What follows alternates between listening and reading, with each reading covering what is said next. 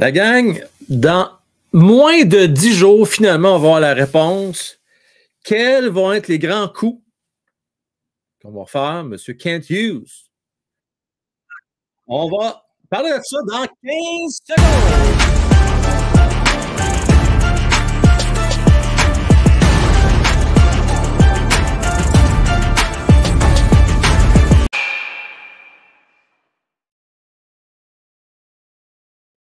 Merci, désolé pour le petit son en double. Je souhaitais une bonne fête des pères à tous les papas qui sont à l'écoute.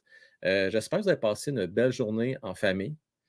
J'espère que vous avez profité. Finalement, on a du beau temps. On était correct aujourd'hui, en tout cas, dans la grande région de Montréal. Je ne sais pas dans les autres coins du Québec ou ailleurs. Parce que je sais que vous êtes ailleurs aussi. Certains nous écoutent en Europe. Hein, j'ai vu des gens même au Portugal qui nous écoutent. Salutations à vous autres, nos amis européens. Fans de hockey. En parlant de fans, je veux saluer Julien Landry-Trépanier qui a vu un gros show en fin de semaine. Salutations à toi, Julien.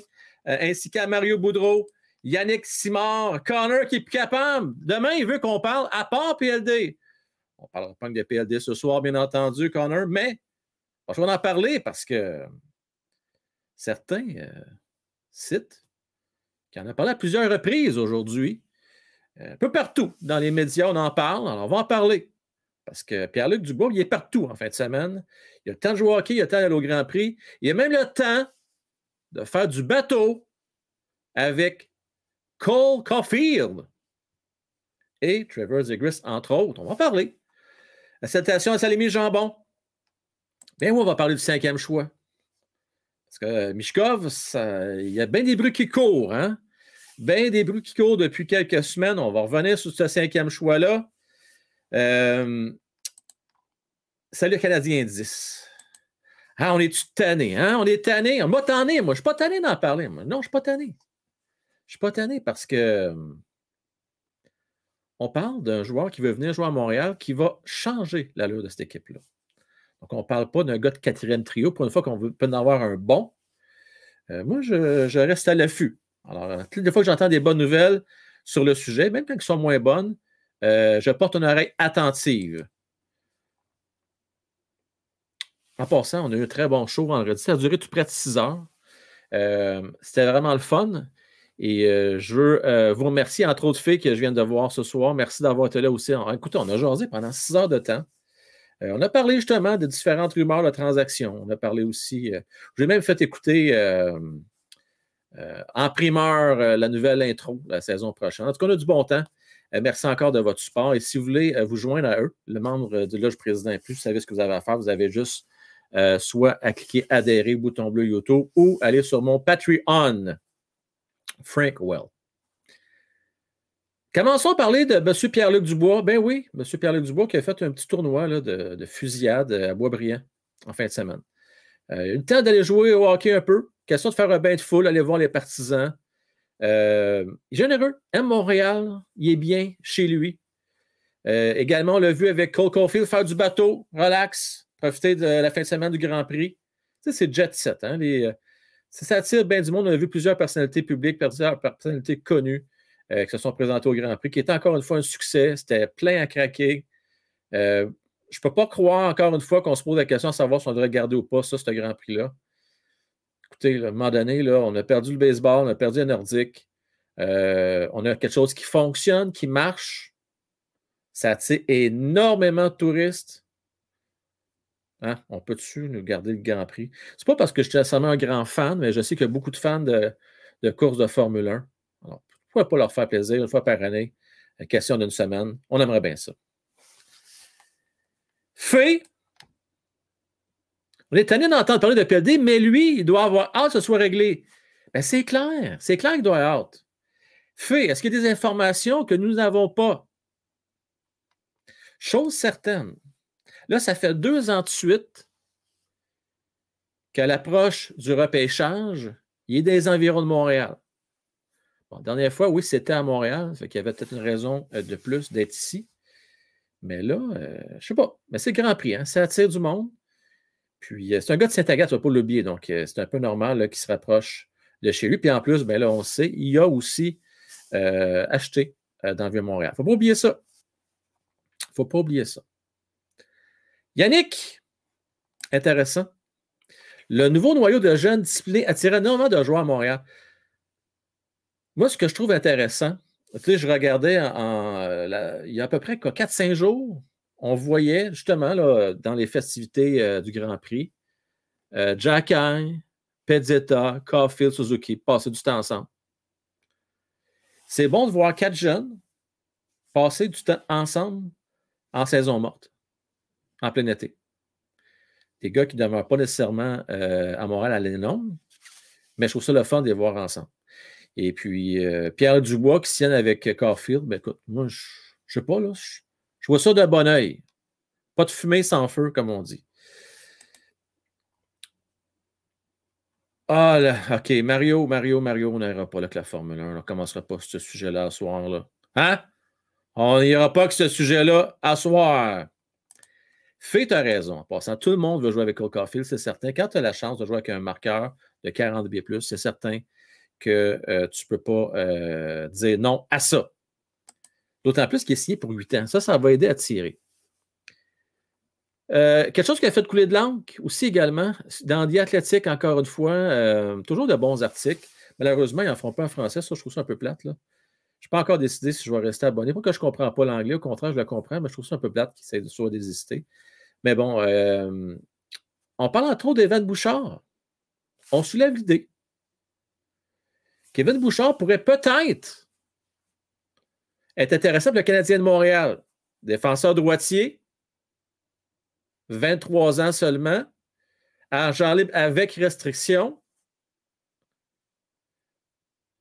Sincèrement, Kent Hughes. Ça fait même pas 1 an et demi qu'il est en poste. Pensez-vous vraiment qu'il va faire la même connerie que Marc Bergevin, faire une offre hostile, après ça, recommencer encore le fameux cycle d'avoir peur à notre tour de se faire attaquer éventuellement par les Oilers ou une autre équipe dans les centres de hockey? Oubliez ça! Vous vous rappelez, je vous ai déjà mentionné que Jeff Molson est impliqué dans les décisions hockey. Quand on parle de transactions, signature de joueurs autonomes, il fait partie de la décision. Pensez-vous vraiment que Jeff Molson, avec l'histoire de KK, il va dire encore cette fois-ci, oui, faites un offre à la Sébastien Aho, allez-y. Pensez-vous vraiment que Jeff Molson va laisser passer ça? Oubliez ça, ça n'arrivera pas. Oubliez ça. Est-ce que ça pourrait être intéressant, Canadien? Oui, les Canadiens ont quelques bons jeunes défenseurs à droite, mais c'est mince. On a besoin de profondeur. À part Byron et Mailloux, c'est mince à droite. Ça va. Les belles années sont derrière lui. C'est un vétéran. Il ne sera pas là éternellement à Montréal. On a besoin de un peu plus de profondeur. Kovacevic peut faire l'affaire en attendant. C'est un bon 6e défenseur. Je ne serais pas surpris que le Canadien s'informe. Mais oubliez ça, le prix va être trop cher. Il y a peut-être un Rhinebacker qui pourrait intéresser les Canadiens. D'ailleurs, on a déjà fait un show là-dessus, je ne me trompe pas, sur la passerelle, justement, il y a 2 semaines. Donc, Evan Bouchard, c'est bon, ça fait vendre la copie, comme on dit, ça attire, c'est bon clickbait. Oubliez ça, je ne pense pas qu'il va s'approcher de Montréal. Je serais très, très, très étonné. On a vu encore, ben oui, on parle de Michkov. On a déjà parlé également. Il y a plusieurs semaines de cela. Certains soulevaient le fait que peut-être qu'il y avait une mauvaise attitude. Pourtant, Anthony Martineau, TV Sport, aussi excellent pour faire le suivi des jeunes espoirs, a eu la chance de s'entretenir avec un assistant-entraîneur de l'équipe de Sochi, je ne me trompe pas. Je ne sais pas si c'est l'équipe avec laquelle il est assigné ou bien l'équipe à laquelle il a été prêté, mais je sais qu'il y a un entretien avec un de ses assistants-entraîneurs.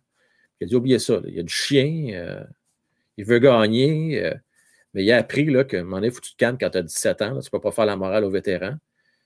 Mais il n'y a aucun problème d'attitude selon lui. Bon, c'est sûr que là, il ne commencera pas à descendre son joueur non plus. Là. Fait que, il faut en prendre un peu avec des pincettes. Là. Plus ça va, plus j'ai l'impression qu'une job d'un coulisse là, pour essayer de nuire à la réputation de Michkov. J'ai l'impression qu'on a tellement peur à Montréal d'avoir des milliers de partisans fâchés lors du repêchage. J'ai déçu de ne pas avoir Michkov, que déjà, on laisse couler de l'information à travers les branches, juste pour qu'on comprenne, si jamais on ne le prend pas du côté canadien, qu'on va avoir des bonnes raisons de ne pas le sélectionner. Là, c'est peut-être un peu de paradis de mon bord, mais on peut être bon parfois, de faire couler un peu d'informations pour essayer d'influencer. Est-ce que Kent Hughes nous a préparé la semaine passée quand il nous a parlé qu'un certain Leonard pourrait être un genre de Michkov, d'un genre de Tkachuk, comme on a laissé passer par hasard en 2018? Très intelligent, Kent Hughes. Je vous dis très, très intelligent. Est-ce qu'on prépare une transaction? On a vu des rumeurs aussi. Hein? Le Canadien pourrait s'intéresser. Du moins, il s'est informé pour le 2e et 4e rang. 4e rang, pour moi, ça n'a pas de sens. Si jamais le Canadien prend le 4e rang, il ne faut pas qu'il donne trop. Un jeune, maximum Harris. Maximum. Imagine la catastrophe. Le Canadien donne son 5e choix, avance d'un seul rang, donne Harris, et le 5e choix, ça va être meilleur que ton 4e choix. D'ailleurs, tu sais, selon certains recruteurs, hein, on regarde Leonard et Will Smith, il y a certains qui ne savent même pas c'est qui le meilleur entre les deux. Il va y avoir beaucoup, beaucoup de surprises lors de ce repêchage-là. On regarde les listes des différents recruteurs. D'ailleurs, Connor nous a envoyé une nouvelle liste, là, top 20. Ça ressemble étrangement à ce qu'on a déjà fait sur mordudehockey.com. Il va sûrement la republier sous peu. Ça n'a pas changé beaucoup. Mais on regarde d'un recruteur à l'autre, les listes changent. Certains préfèrent, par exemple, Brent Backer, d'autres préfèrent Pekila. Certains vont dire que Will Smith est meilleur que Leonard. Certains vont dire, peut-être le contraire. Entre les positions 6 à 15, 16, là, hey, mettez ça quasiment dans un chapeau. Dvorsky qui revient encore dans la discussion. Certains sont nerveux, j'en fais partie. Ça me stresse un peu. Dvorsky qui n'est pas le plus constant. Je peux comprendre que c'est un Slovaque. Je peux comprendre que ça pourrait faire un beau fit avec Slaffy, peut-être Messer, si jamais il réussit à atteindre une salle de hockey. Mais laissez-moi être un peu craintif. C'est le fun d'avoir des gros bonhommes, c'est correct.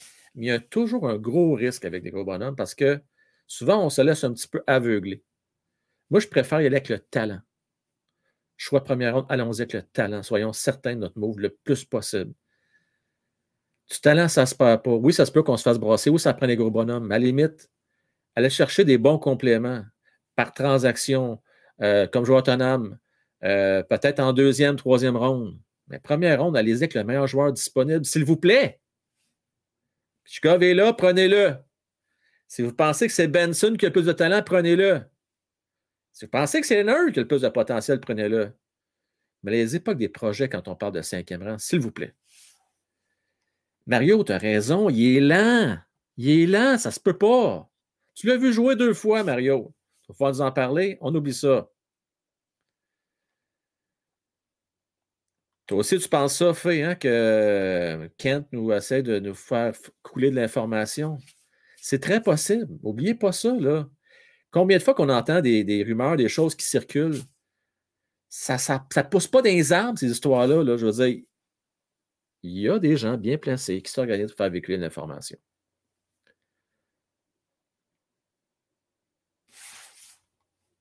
Il est bon sans la rondelle. Ah, ça, Mario, hein, on aime ça, des bons joueurs sans la rondelle. On aime bien ça. On aime bien ça. Sinon, bien, écoutez, là, juste pour vous le dire, là, mettre dans le contexte,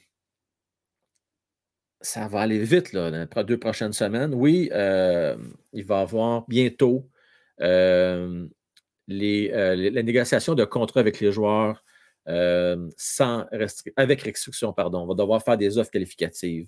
Il va y avoir le repêchage le 28-29 juin prochain. Il va y avoir également la signature des joueurs autonomes sans restriction le 1er juillet. Donc, pour les 2 prochaines semaines, des grosses décisions doivent être prises pour les directeurs généraux de la Ligue.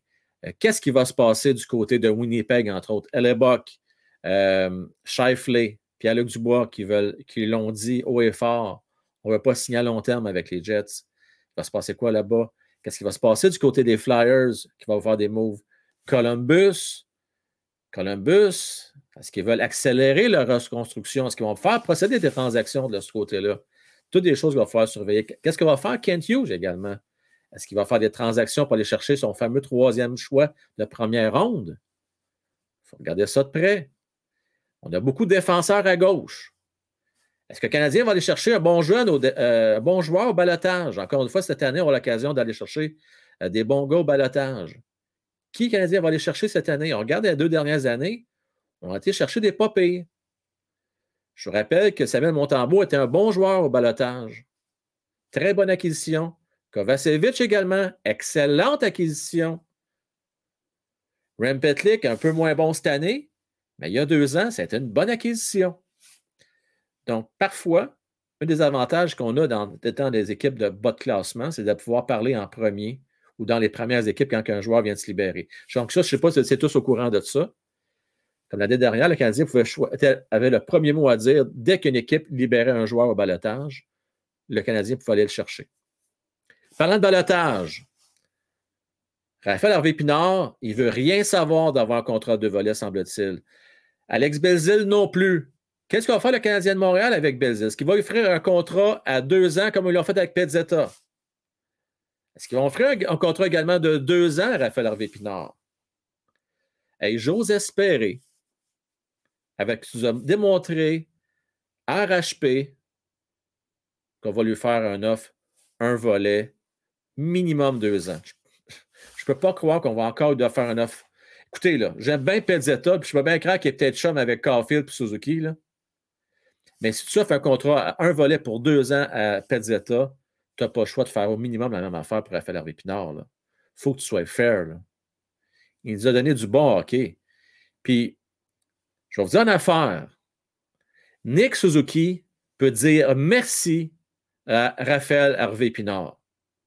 Parce qu'en l'absence de Cole Caulfield, rappelez-vous, à toutes les fois qu'RHP jouait en compagnie de Suzuki, là, ça l'aidait à sa production. Il allait à la récupération de rondelles, se présentait devant le filet, montrait une belle combativité, un peu à la Garley dans ses belles années. Parlant de rachat de contrat, il faut se poser des questions. On a vu des rachats de contrat là, du côté d'Eric Carlson, entre autres. Il va en avoir d'autres, peut-être dans les prochains jours. Que va faire le Canadien de Montréal avec Hoffman, Armia et Garley? Est-ce qu'ils vont racheter un de ces 3 contrats-là? Je serais très surpris qu'il y ait un rachat de contrat. Je vous dis ça, je serais très, très étonné. Très étonné. Alors, pensez quoi, vous autres? Pensez-vous que le Canadien pourrait faire un rachat de contrat? Je serais vraiment surpris. N'hésitez pas à laisser vos commentaires. D'ailleurs, je tiens à vous le rappeler. Tous les commentaires que vous laissez, que ce soit après la vidéo aussi, ou la vidéo de demain ou après-demain, j'en retiens quelques-uns pour le show de mercredi soir. Donc, n'hésitez pas à donner votre commentaire là-dessus. Quel contrat le Canadien pourrait racheter? Est-ce que vous pensez que c'est une bonne idée, encore une fois, de faire un offre hostile du côté du Canadien de Montréal? Est-ce que le Canadien devrait prendre des leçons, tenir des leçons du cas de Sébastien Aho et du prix à payer, c'est-à-dire Kéké? Vous pouvez me parler également encore. C'est pas fini, c'est pas réglé encore ça. Le Canadien va faire quoi avec ce fameux 5e choix-là? Encore une fois, quelqu'un qui m'écrit « Frank, j'aimerais ça que tu fasses une pétition. » Je ne peux pas faire de pétition, je vais t'expliquer pourquoi, puis j'aimerais ça en faire une. C'est une bonne idée, on en a déjà parlé. On n'est pas au courant de tout.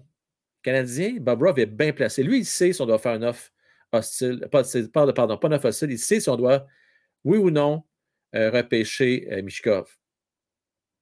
Encore là, on colle l'information. Non seulement on dit qu'il n'y a pas de bonne attitude, mais en plus, on ose dire que Michkov, il veut choisir son équipe.